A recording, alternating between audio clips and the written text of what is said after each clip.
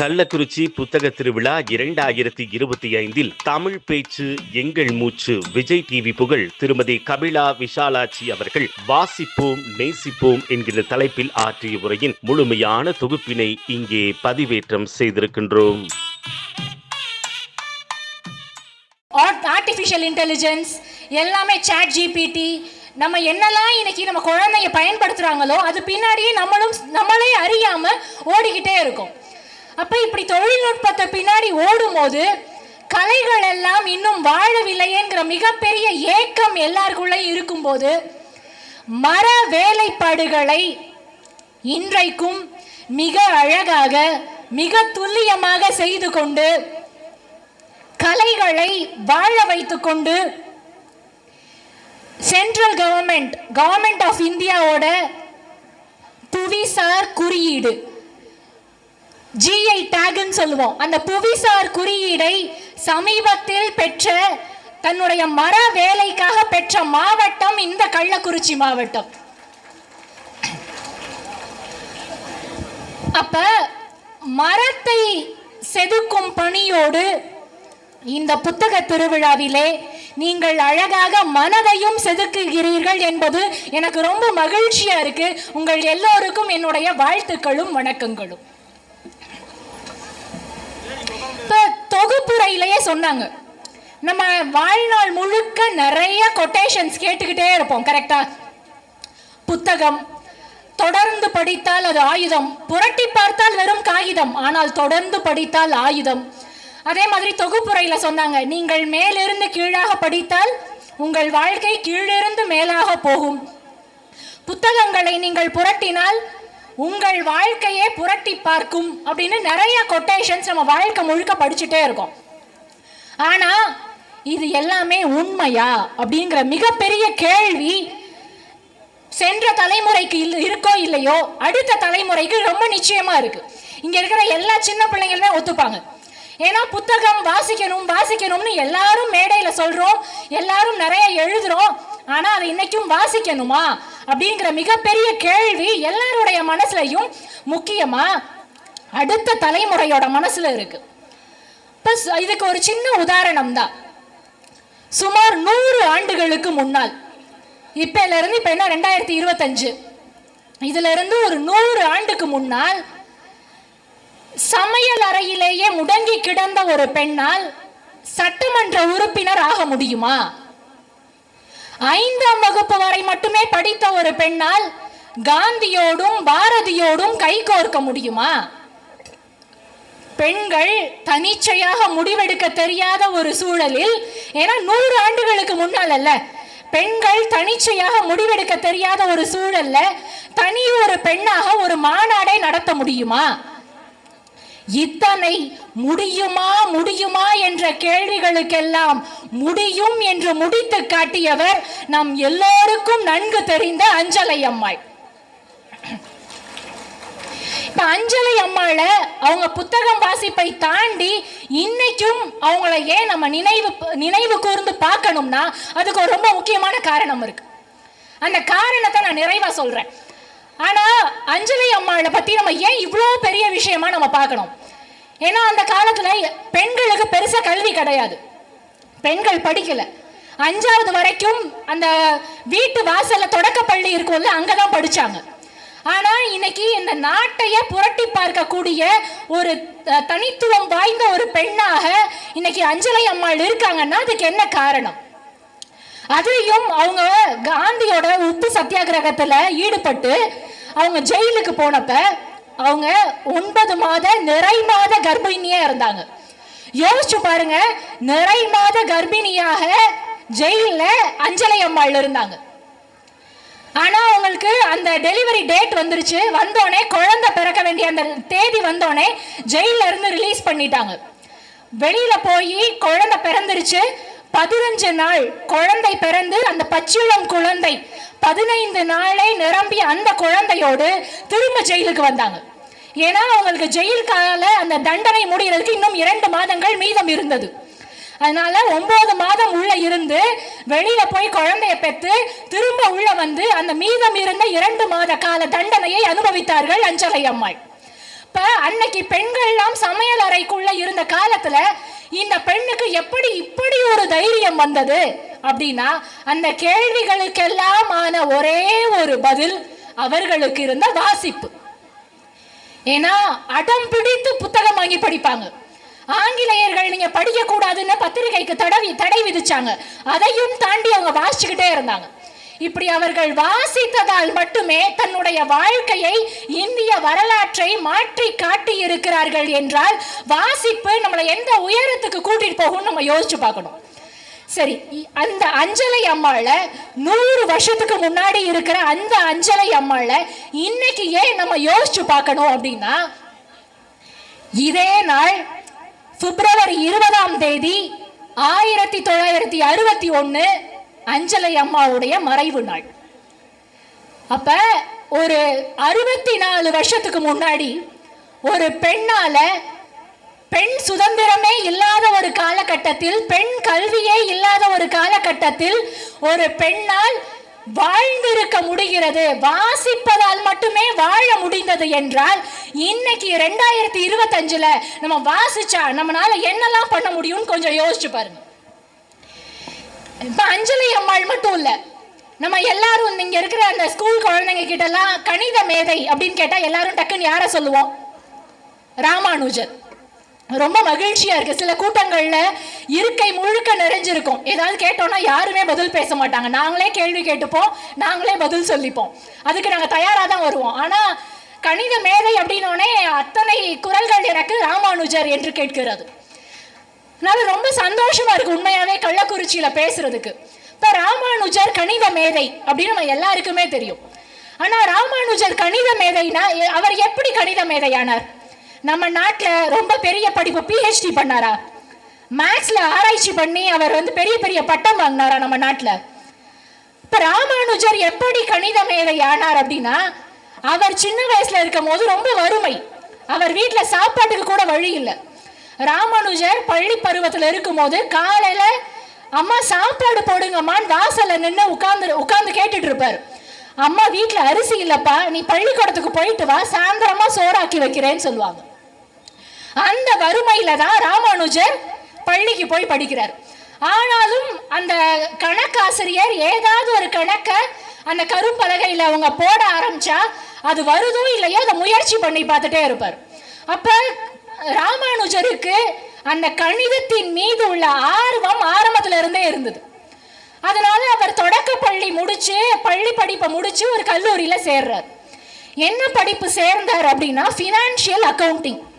Financial அக்கவுண்டிங்னா maths தெரிஞ்சா பத்தாதா? மிக உயரிய இடத்துல போயிடலாம்ல. ஆனா என்ன ஒரு ஆச்சரியம்னா, ஃபினான்ஷியல் அக்கவுண்டிங் டிகிரியை ராமானுஜர் வாங்கல, நம்ம நாட்டுல, தமிழ்நாட்டுல வாங்கல.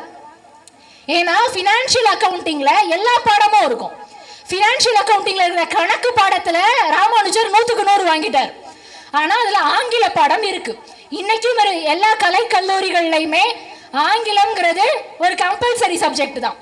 அப்ப ராமானுஜர் 3 முறை இந்த ஆங்கில பாடத்தை தேர்வு எழுதிக்கிட்டே இருக்காரு. ஆனா தேர்ச்சி பெறவே இல்லை. கடைசியில என்னாச்சு? அவருக்கு ஃபினான்ஷியல் அக்கவுண்டிங் டிகிரி கொடுத்தாங்களா? எதுவுமே கொடுக்கல. ஏன்னா ஒரு பாடத்துல ஃபெயில் ஆயாச்சுல, எப்படி டிகிரி கிடைக்கும்? அதனால அவர் கணக்குல 100க்கு 100 வாங்கி இருந்தாலும் அவருக்கு அந்த டிகிரி கிடைக்கல. அவர் டிகிரி இல்லாம தான் அவரை அனுப்பிச்சுட்டாங்க. இப்ப 12வது மட்டும் தான் முடிச்சிருக்கிறாரு. கணித அறிவு எக்கச்சக்கமா இருக்கு, ஆனா ஒரு டிகிரி இல்ல. அப்ப எப்படி நம்ம நாட்டுல வேலை கிடைக்கும்?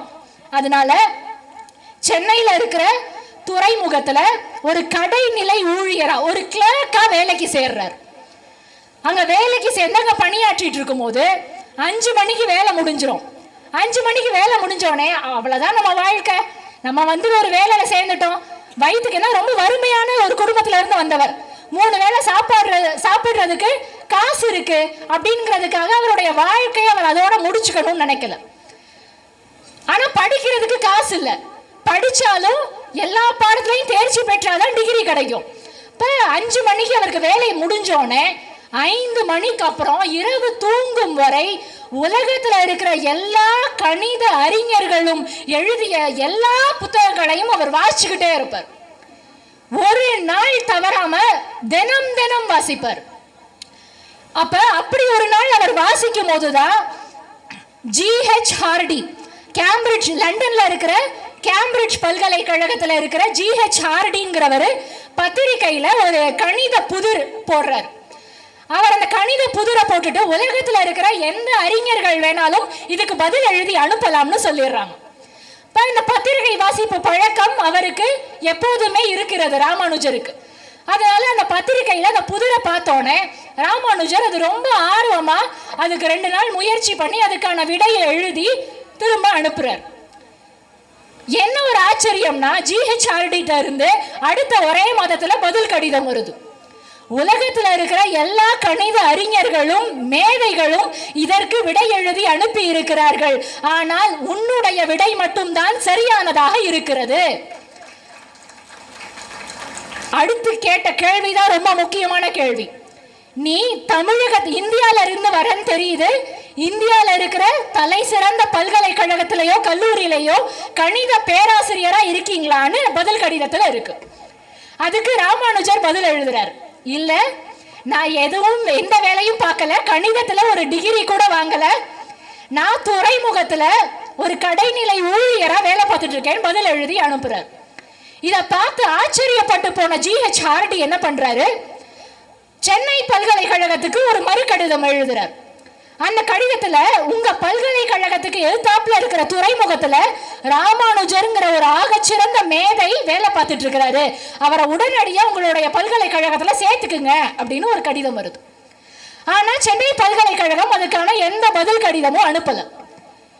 நொந்து போன GHRD என்ன பண்றாரு, அவருடைய நண்பரை அனுப்பி ராமானுஜரை அவரே கேம்பிரிட்ஜ் பல்கலைக்கழகத்துக்கு கூட்டிட்டு போறார். இப்ப ராமானுஜர் கேம்பிரிட்ஜ் பல்கலைக்கழகத்துக்கு போயாச்சு. ஆனா ஆங்கில பாடத்துல அந்த பரீட்சையில கூட பாஸ் பண்ண தெரியாது ராமானுஜருக்கு. இப்ப லண்டன்ல இருக்கிற கேம்பிரிட்ஜ் பல்கலைக்கழகத்துல படிக்கணும். எப்படி முடியும்? அதுவும் அவர் கட்டையா குட்டையா ஒரு குடுமி போட்டுட்டு. யோசிச்சு பாருங்க, அந்த காலத்துல பிரிட்டன்ல லண்டன்ல நம்மளை அடிமைப்படுத்திய ஆங்கிலேயர்கள், அந்த நாட்டுல இந்தியால இருந்து வந்த ஒரு மனிதர் எப்படி மதிப்பாங்க? ஆங்கிலம் சுத்தமா தெரியாது. ஆனா அந்த நாட்டில் இருக்கிற அந்த கேம்பிரிட்ஜ் பல்கலைக்கழகத்தில் இருக்கிற எல்லா அறிஞர்களும் இவருடைய கணித அறிவை புரிந்து கொண்டு, நீ பரீட்சை எழுதலைனாலும் பரவாயில்லப்பா, உனக்கு நாங்க ஹானரரி டிகிரி தரோம்னு அவருக்கு டிகிரி கொடுத்துட்றாங்க. யோசிச்சு பாருங்க, தமிழ்நாட்டில் ஆங்கிலம் தெரியாத ஒருத்தருக்கு ஃபினான்ஷியல் அக்கவுண்டிங் டிகிரி கிடைக்கல. ஆனா ஆங்கிலத்தையே தாய்மொழியாக கொண்ட கேம்பிரிட்ஜ் பல்கலைக்கழகத்துல அவருக்கு டிகிரி கிடைக்குது. ஏன்னா அவருடைய கணித அறிவை அவர்கள் புரிந்து கொண்டார்கள். இதுக்கப்புறம் தான் GHRDயோட உதவியோடையும் கேம்பிரிட்ஜ் பல்கலைக்கழகத்தோட உதவியோடையும் அவர் அதுக்கப்புறம் அடுத்தடுத்து நம்ம இன்னைக்கு எல்லாருக்கும் தெரிந்த எல்லா ஃபார்முலாஸ் எல்லா அந்த கண்டுபிடிப்புகள் எல்லாமே ராமானுஜர் அதற்கப்புறம் செய்ததுதான். இப்ப இந்த விஷயத்தை நம்ம ஏன் இன்னைக்கு நம்ம யோசிக்கணும், ஏன் இன்னைக்கு அதை சிந்திக்கணும் அப்படின்னா, ராமானுஜர் ஒரு துறைமுகத்துல வேலைக்கு போயிட்டார். போனதுக்கு அப்புறம் நம்மளுடைய வாழ்க்கை அவ்வளவுதானே, முடிஞ்சு போச்சே அப்படின்னு அந்த 5 மணிக்கு வீட்டுக்கு வந்து சாப்பிட்டு தூங்கி இருந்தாருன்னு வச்சுக்கோங்களேன். இன்னைக்கு இருக்கிற மாதிரி டெக்னாலஜி இருந்திருந்தா ரீல்ஸும் ஷார்ட்ஸும் பார்த்துட்டு தூங்கி இருந்தாருன்னு வச்சுக்கோங்களேன், அவர் இன்னைக்கு உலகம் அறிந்த ஒரு கணித மேதையாக மாறி இருக்க முடியுமா? அப்ப நம்மளுடைய வாழ்க்கையில எப்ப வாழ்க்கை நின்று போனாலும் சரி, ஏன்னா இன்னைக்கு நிறைய பேருக்கு வேலை போகுது, பரீட்சையில பிள்ளைங்க ஃபெயில் ஆகுறாங்க. ஆனா அதுக்கப்புறம் நம்ம வாழ்க்கை இதோட முடிஞ்சு போச்சு, நம்ம கணக்கு பாடத்துல ஃபெயில் ஆயிட்டோம், ஆங்கில பாடத்துல ஃபெயில் ஆயிட்டோம், நம்மளை வேலையை விட்டு தூக்கிட்டாங்க, நம்ம எதுக்குமே லாயக்கு இல்லை, நம்மளை அறிவாளி இல்லைன்னு ஒருத்தவங்க சொல்லிட்டாங்கன்னு மனம் உடைஞ்சு எத்தனை பிள்ளைங்க இன்னைக்கு போறாங்க. அப்ப ஒருத்தர் நம்மளை அறிவாளி இல்லைன்னு சொல்லிட்டாலும் வாசிப்பு பழக்கம் மட்டும் இருந்துருச்சுன்னு வச்சுக்கோங்களேன், விடிய விடிய எல்லா புத்தகங்களையும் வாசித்து கொண்டே இருந்தால் உங்களை யாரும் அறிவாளி என்று அவர்கள் சொல்ல தேவையில்லை, இந்த உலகமே சேர்ந்து உங்களை கொண்டாடும். புத்தகம் வாசிக்கிறதுனால நம்ம வாழ்க்கையே மாறி போயிடும் தெரியுமா? ஏன்னா யார் என்ன சொல்லட்டும், உங்களுக்கு நீங்கள் அறிவாளி என்ற நம்பிக்கை உங்களுக்கு வரும். 4 பேர் இருந்து உங்களை ரெகக்னைஸ் பண்ணணும், உங்களை சொல்லணும்னு அடையாளப்படுத்தணும்னு அவசியமே இல்லை. இப்ப இந்த ராமானுஜர் எப்படி இன்றைக்கு உலகம் அறிந்த ஒரு மேதையாக இந்திய நாட்டையே உலக அரங்கில் தலைநிமிர செய்தார் என்றால் அதற்கெல்லாம் இருந்த ஒரே காரணம் அவருக்கு இருந்த கணித அறிவுன்னு நான் சொல்ல மாட்டேன், அவருக்கு இருந்த வாசிப்பு பழக்கம் தான். ஏன்னா அவர் யோசிச்சு பாருங்க, வாசிக்காம மட்டும் இருந்திருந்தா அவர் அத்தனை கணித புத்தகங்களை வாசிச்சிருப்பாரா? இல்ல கணித புத்தகங்களை வாசிச்சதுக்கு அப்புறமா அவர் அந்த ஜிஹெச்ஆர்டி அனுப்பின கணித புதிரை பார்த்திருப்பாரா? இது எதுவுமே நடந்திருக்காது. நம்ம நாட்டில் முகம் தெரியாத பல மனிதர்களை, அவர்களுடைய வாழ்க்கையை நம்ம வாசிச்சாலே நம்மளால கண்டறிய முடியும். நம்ம எல்லாருக்குமே தெரிஞ்ச ஒரு விஷயம்தான் தேவதாசி ஒழிப்பு சட்டம். இந்த சட்டத்தை பத்தி எல்லாருமே கேள்விப்பட்டிருப்போம். இந்த சட்டத்தை கொண்டு வந்தது யாரு? நீங்க எல்லாரும் போன கேள்விக்கு கரெக்டா பதில் சொன்னீங்கிற நம்பிக்கையில நான் கேட்கிறேன். ரொம்ப சந்தோஷமா இருக்கியா? அவங்களுடைய பேர்லாம் இன்றைக்கும் உங்களால் நினைவு கூற முடிகிறது என்றால் உண்மையாவே கள்ளக்குறிச்சி மாவட்டத்துக்கு ரொம்ப பெரிய பாராட்டுக்கள்.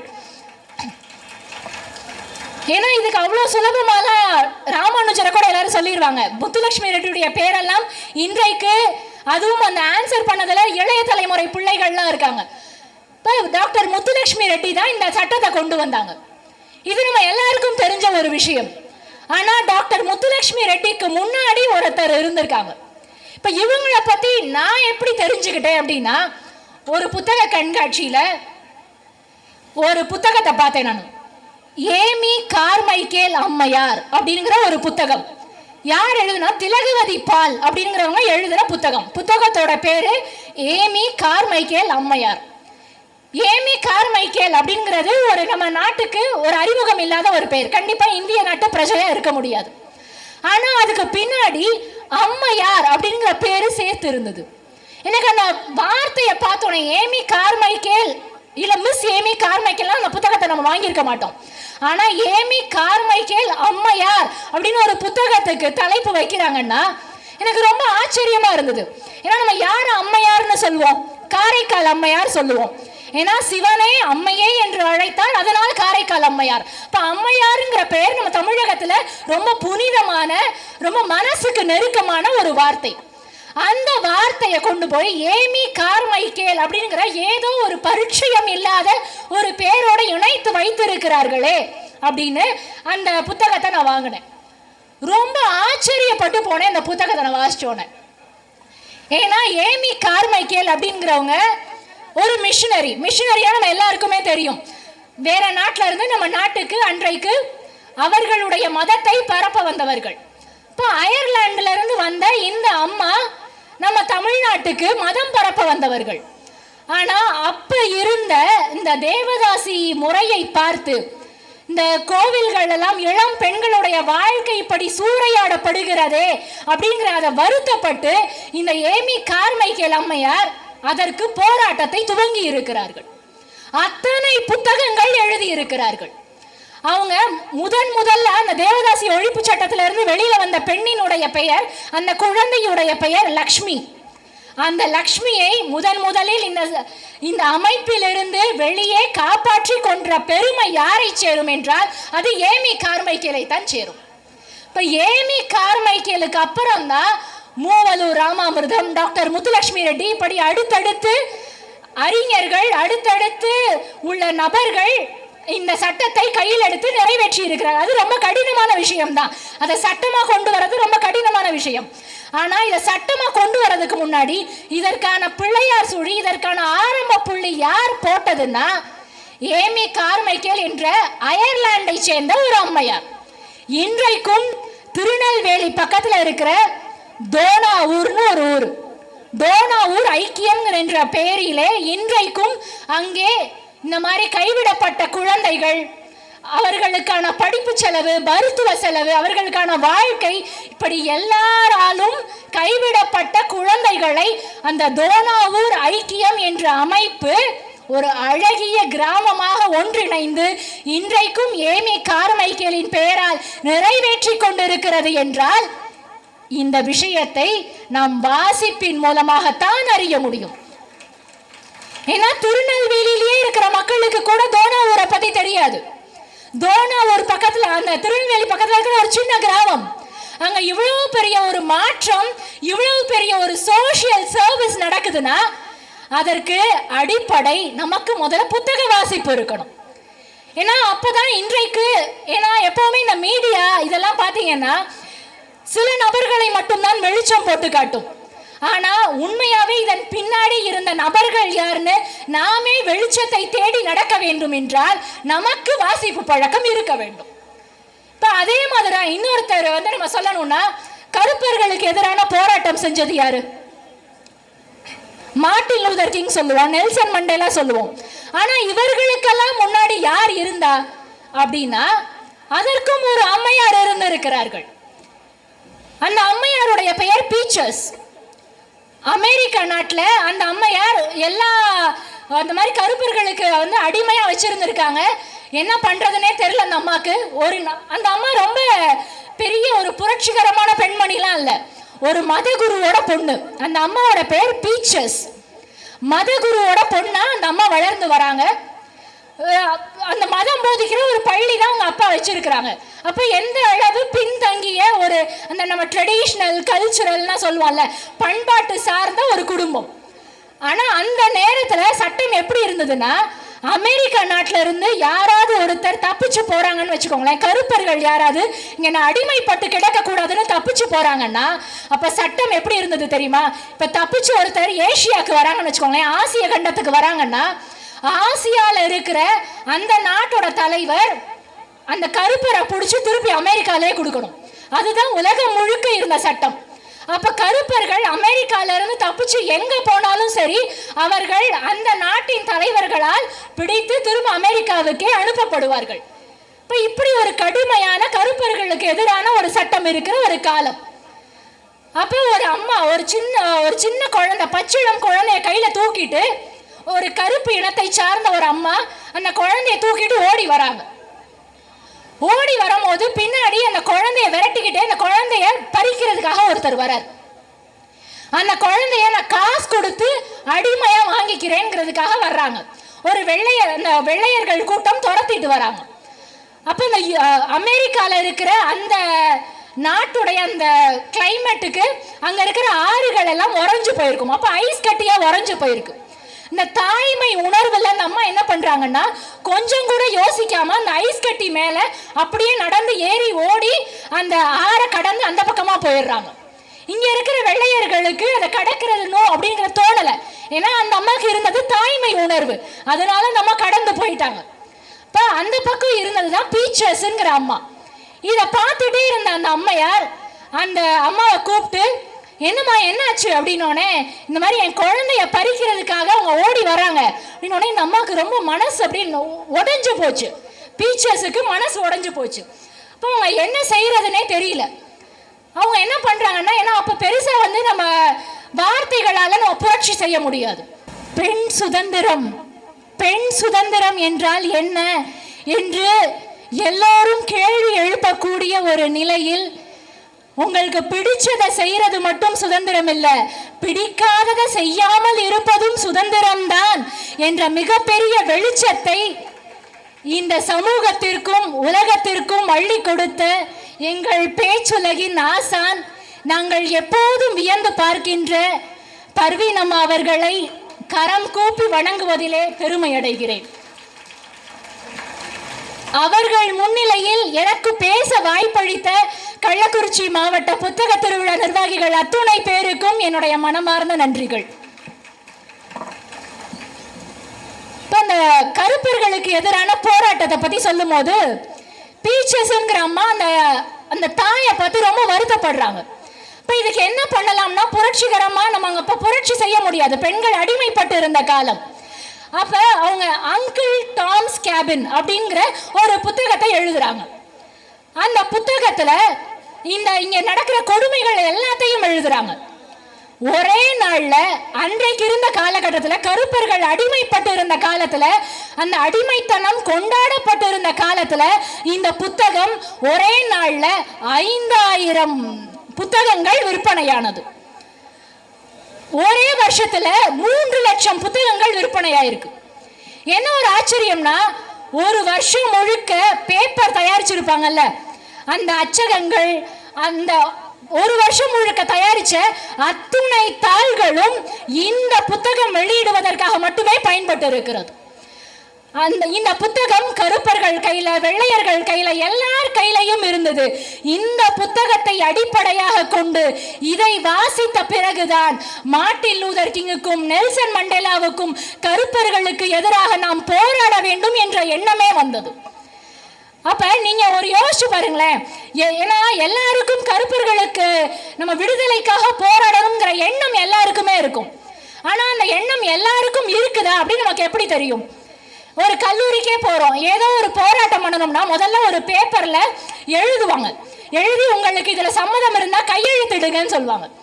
அப்ப எல்லாருக்குமே ஒரு எண்ணம் இருக்கிறதா என்பது எப்போது தெரியும் என்றால், எல்லோரும் அது எழுத்தாக எழுதப்பட்டு எல்லோரும் அந்த புத்தகத்தை வாங்கி வாசிக்கும் பொழுதுதான் எல்லோருக்கும் இந்த அடிமைத்தனத்தின் மீதான கோபம் இருக்கிறது.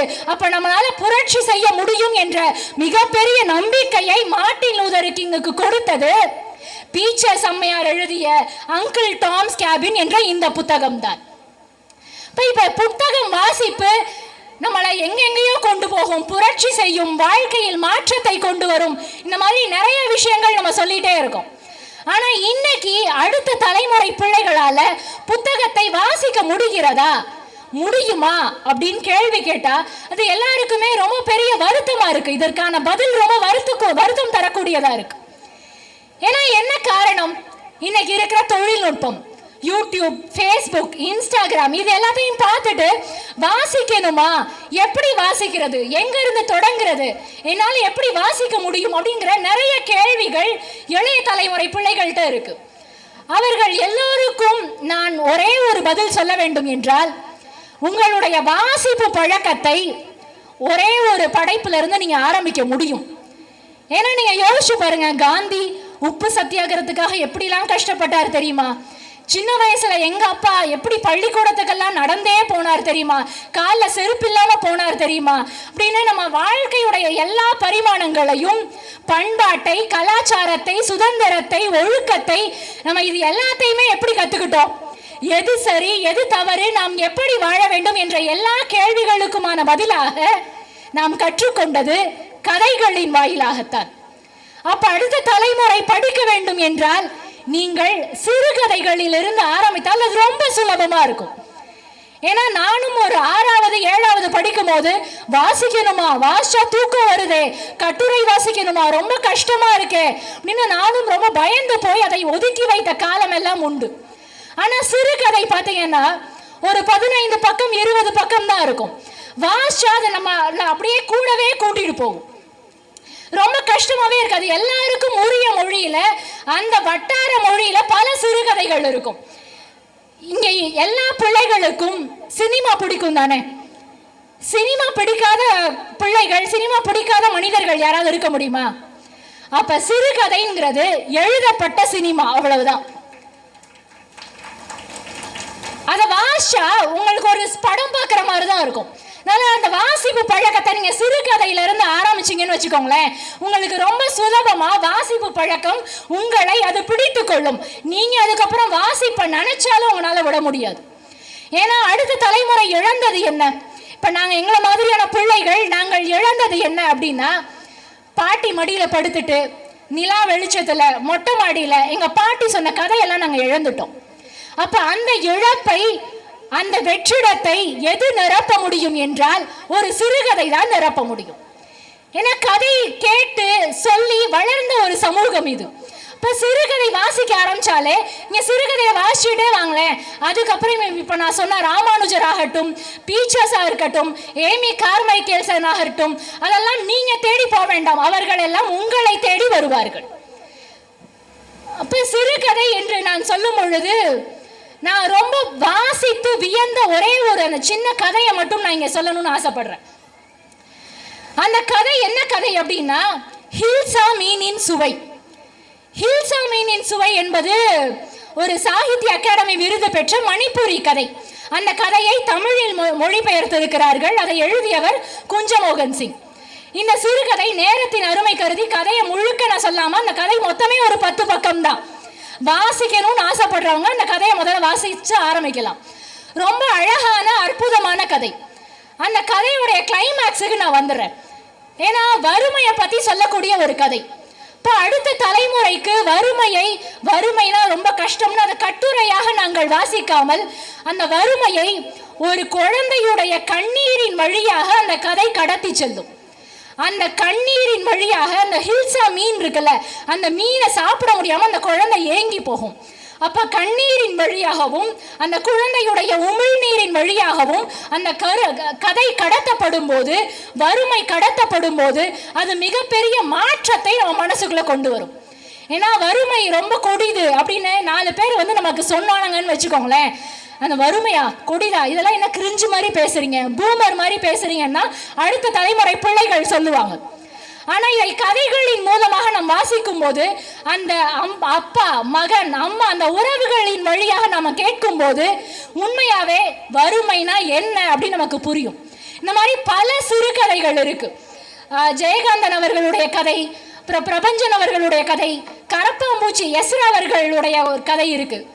கரப்பாம்பூச்சி மருந்து விற்பவன், வீடு வீடா வாசல் ஏறி கரப்பாம்பூச்சி மருந்து விற்பாங்கல்ல சேல்ஸ்மேன், அவர்களுடைய கதை. அப்ப இன்னைக்கு வீடு வீடா வாசல் ஏறி அந்த விற்கிறாங்கல்ல ஸ்விக்கி ஜொமேட்டோ, இந்த டெலிவரி, இவங்களுடைய கஷ்டத்தெல்லாம் பகிரக்கூடிய ஒரு கதையாக இருக்கும்போது அந்த கதையை நம்ம வாசிக்கிறதுக்கு கஷ்டமாவே இருக்காது.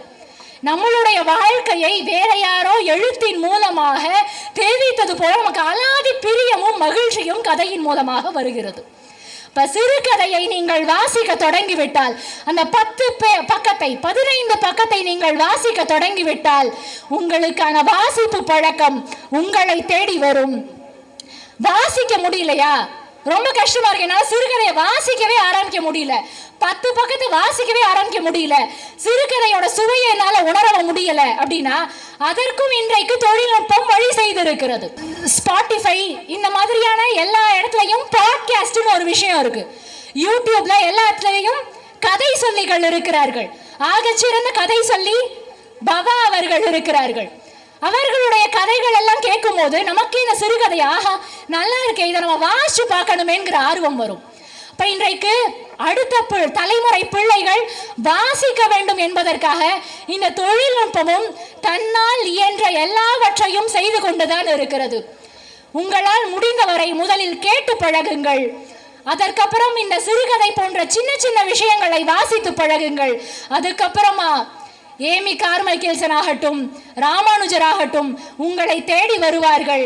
அதுக்கப்புறம் உங்களே அறியாமல் நீங்கள் சங்க இலக்கியம் கூட வாசிக்க தொடங்குவீர்கள் என்று சொல்லி வாய்ப்பிற்கு நன்றி கூறி விடைபெறுகிறேன். நன்றி, வணக்கம். இந்த பதிவை குறித்து உங்களுடைய கருத்துக்கள் வரவேற்கப்படுகின்றன. மறவாது ஐதர்மபுரி சேனலை சப்ஸ்கிரைப் செய்து பாருங்கள். இந்த நாள் இனிய நாளாக அமைய வாழ்த்துகின்றோம்.